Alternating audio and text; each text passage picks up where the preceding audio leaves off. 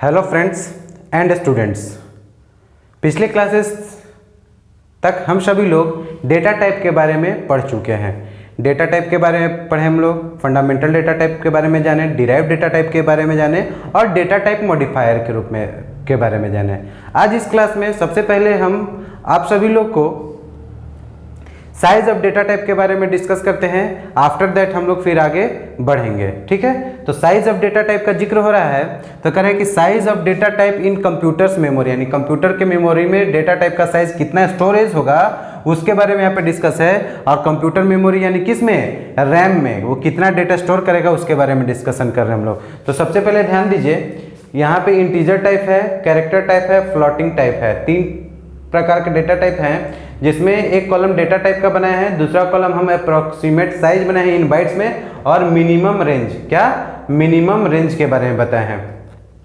तो data type आपका हो गया कौन सा, शॉर्ट, ठीक है। इसका साइज कितना होगा, 2 बाइट्स का, और ये रेंज है कितना से इतना के बीच के वैल्यू को हम लोग इसमें स्टोर कर सकते हैं शॉर्ट में। अनसाइंड शॉर्ट में 2 बाइट्स का जगह है, इसका भी रेंज यहाँ पे दिया हुआ है। साइंड शॉर्ट में 2 बाइट का जगह है, इसका भी रेंज दिया हुआ है। इंटीजर में 2 बाइट का जगह है, इसका भी रेंज दिया हुआ है।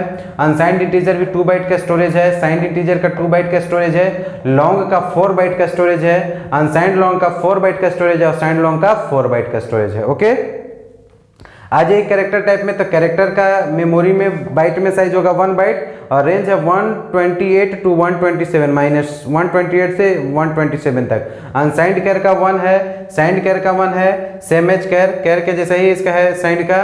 और फ्लोटिंग पॉइंट में फ्लोट आ गया, डबल आ गया, लॉन्ग डबल है। फ्लोट का साइज हो गया मेमोरी में 4 बाइट्स का, डबल का हो गया 8 बाइट का, लॉन्ग डबल का 10 बाइट का हो गया जगह। ये उसके रेंज हो गए कि यहाँ से यहाँ तक आएंगे। और एक देखिए डिजिट ऑफ प्रिसिशन दिया हुआ है कि फ्लोट जब हम लोग यूज करेंगे तो कितने डिजिट को स्टोर कर सकते हैं। तो ये 7 डिजिट के डेटा को स्टोर कर सकता है। उसके बाद डबल है, ये 15 डिजिट के डेटा को स्टोर कर सकता है। और लॉन्ग डबल जो है वो 19 डिजिट के डेटा को स्टोर कर सकते हैं। 19 कैरेक्टर तक के डेटा को, 19 एलिमेंट्स को अगर इंटीजर को स्टोर करना होगा तो हम लोग क्या कर सकते हैं, लॉन्ग डबल में डिफाइन कर सकते हैं। ओके, ये हो गया साइज ऑफ डेटा टाइप। अब हम लोग आगे बढ़ते हैं और आगे जानते हैं हम लोग हेडर फाइल्स के बारे में, सी आउट सीन के बारे में, उसका ऑपरेशन और शिफ्ट ऑपरेटर और शिफ्ट लेफ्ट और शिफ्ट राइट के बारे में जानते हैं। तो ध्यान देंगे सभी लोग।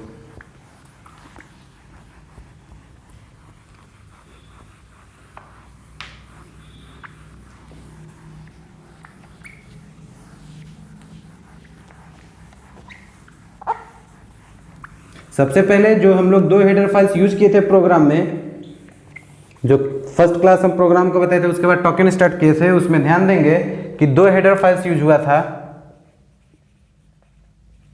हेडर फाइल्स वो कौन था, तो पहला एक हेडर फाइल्स यूज था हैश इंक्लूड iostream .h, ठीक है, जिसमें आई का फुल फॉर्म होता है इनपुट, ओ का फुल फॉर्म होता है आउटपुट, स्ट्रीम और एच होता है हेडर। ओके, उसके बाद हैश इंक्लूड conio.h, conio.h, सी conio का हो गया, कौन का हो गया console, input output header. Okay, तो ये हो गया हेडर फाइल्स में पहला iostream.h और दूसरा conio.h। iostream.h आ गया इनपुट आउटपुट स्ट्रीम हेडर और conio.h में आ गया console input output header. Okay, अब स्ट्रीम के बारे में समझिए, स्ट्रीम क्या होता है। तो कह रहा है कि ए स्ट्रीम इज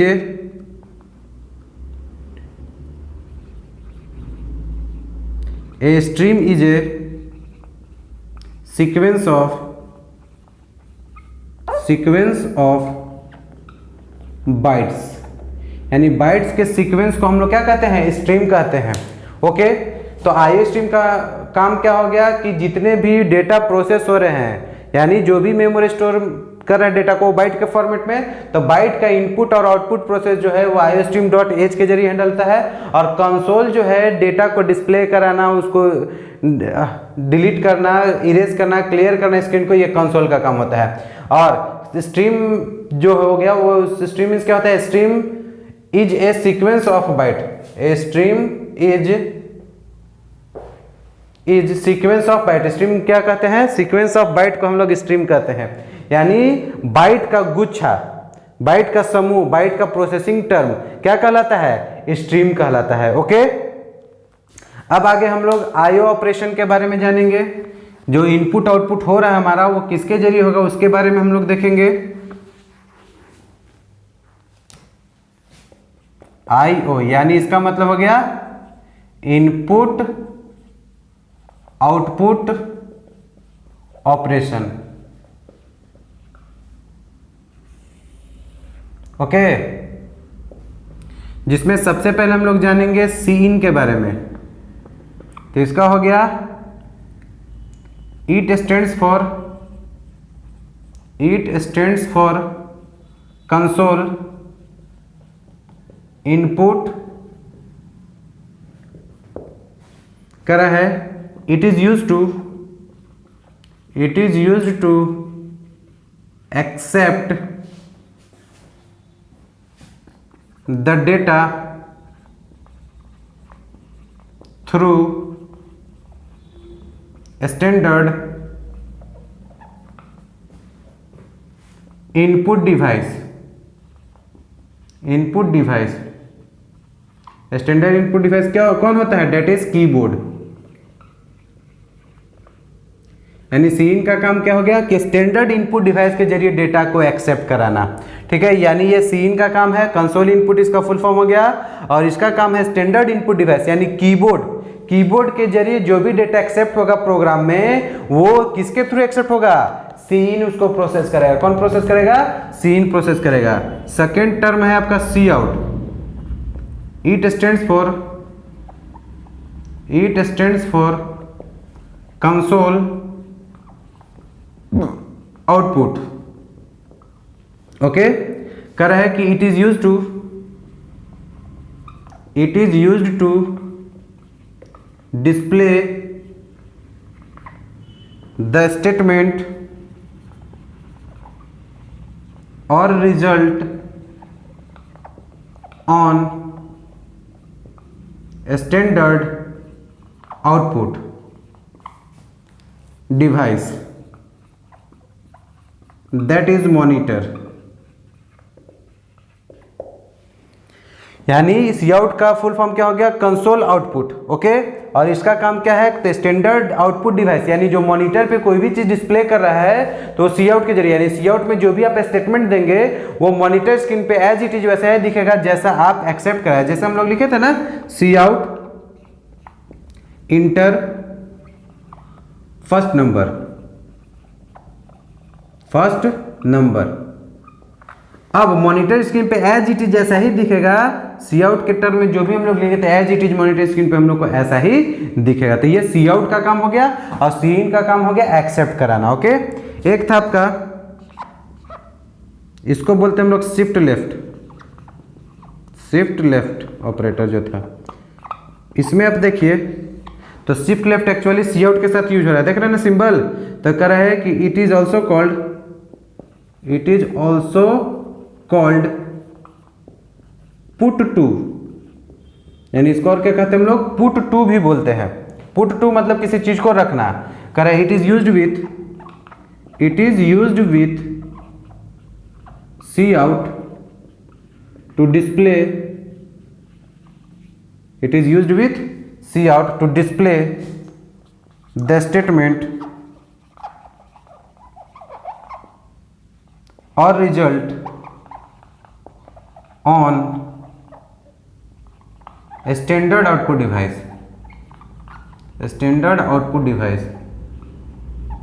ओके, यानी इसका काम क्या है, तो स्टैंडर्ड आउटपुट डिवाइस पे डेटा को या स्टेटमेंट को डिस्प्ले कराने के लिए इसका यूज किया जाता है। ठीक है, उसके बाद है शिफ्ट राइट।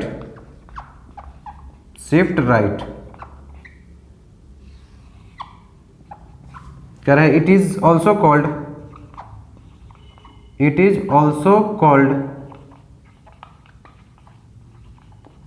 Get from. ठीक है, इसको और क्या कहते हैं हम लोग, गेट फ्रॉम भी बोलते हैं। कह रहा है it is used with cin, ये किसके साथ यूज होता है? सी इन के साथ। To accept the data through standard input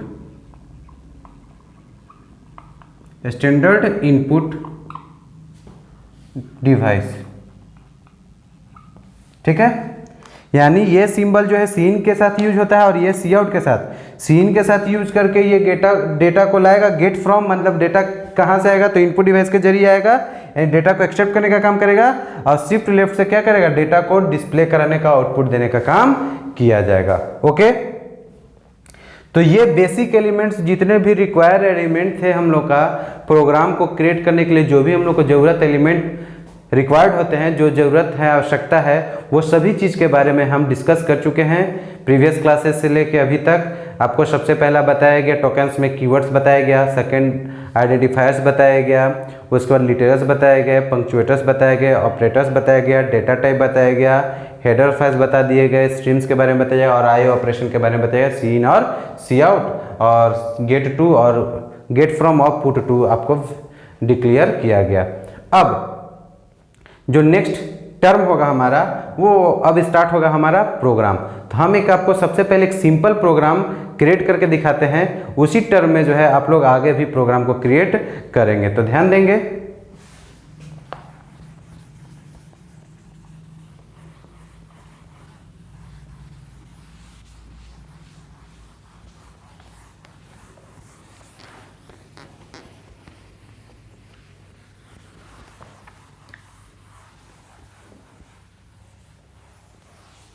question है, write a programme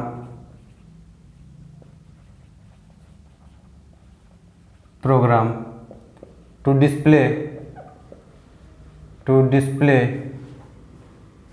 welcome to C++। ऐसा स्टेटमेंट हमको दिखना चाहिए आउटपुट स्क्रीन पे।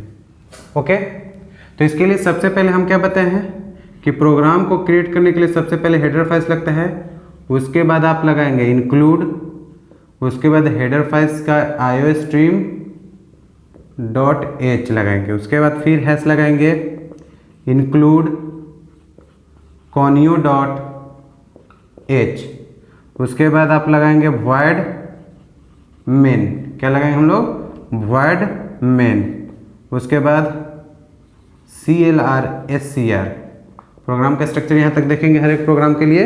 उसके बाद हम लोग को क्या दिखाना है, वेलकम टू C++, तो सिर्फ इसको डिस्प्ले कराना है। तो डिस्प्ले कराने के लिए हम लोग क्या करेंगे, आउटपुट के लिए जो स्टेटमेंट यूज करते हैं उसको हम केवल पास कर देंगे।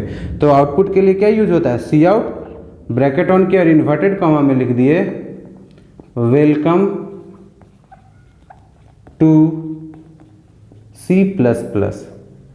ओके, और यहाँ पे लास्टली लगा दिए गेट ch और वेरिएबल मैंने आउट क्लोज कर दिए ब्रैकेट को।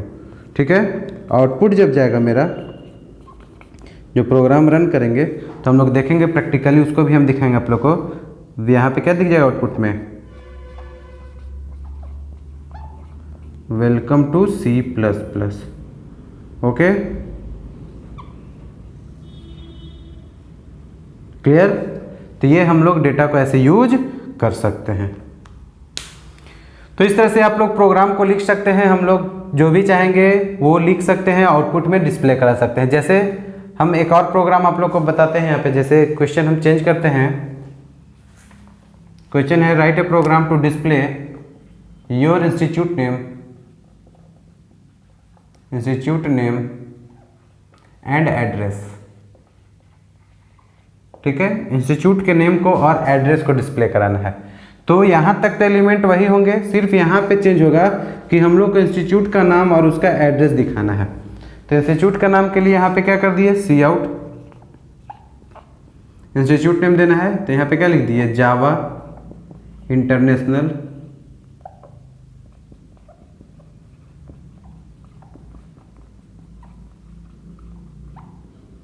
ओके, फिर सी आउट दे दिए, एड्रेस, तो एड्रेस अलग लाइन में है, सी आउट जैसे दे रहे हैं तो सब एक लाइन में आएगा, सिंगल लाइन में। अब उसके लिए क्या लगाते हैं हम लोग, स्लैश एन। हम दिखाए थे स्केप सीक्वेंस के बारे में कि जो सिंगल लाइन से में जो डिस्प्ले करा है उसको अलग लाइन में क्रिएट करना है, तो हम लोग स्लैश एन लगाते हैं। अब यहाँ पे एड्रेस में क्या लिख देंगे, ऐड कर देंगे और यहाँ पे लिख देंगे नियर सत्कार Bhawan, Satkar Bhawan bypass road, bypass road Daltonganj.